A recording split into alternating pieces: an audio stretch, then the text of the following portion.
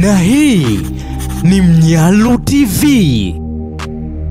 Rais wa Urusi Vladimir Putin amesema ameviamuru vikosi vyake kusimamisha shughuli zote za kijeshi nchini Ukraine, huku akitangaza usitishaji vita kipindi cha Pasaka hadi mwisho wa Jumapili.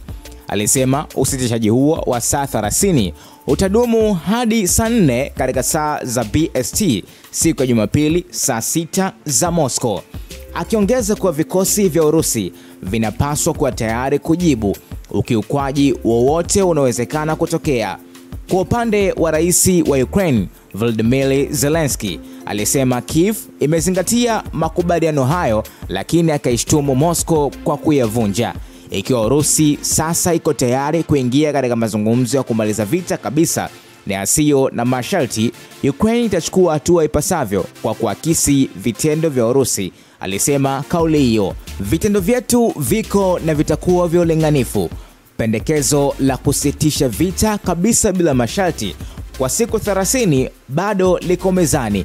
Jibu lake linapaswa kutoka Urusi, aliandika kwenye mtandao wa X. Zelensky alisema Ukraine itakuwa tayari kuongeza muda wa makubaliano ya kusitisha mapigano zaidi ya tarehe 20 Aprili, akionekana kurejelea pendekezo la awali la kutoka kwa Marekani la kusitisha mapigano kwa siku 30 ambayo tayari Ukraine ilikuwa imekubali. Akijibu tangazo la awali la Putin, waziri wa mambo ya nje wa Ukraine Andriy Sybiha aliandika kwenye X, Putin sasa amezungumza kuhusu tayari wake wa kusitisha mapigano saa 30 baada ya siku 30. Kwa bahati mbaya tumekuwa na historia ndefu ya kauli zake kutoendana na matendo yake.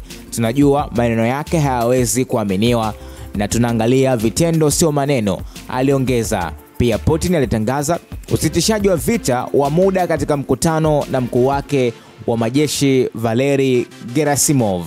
Na hii ni Mnyalu TV.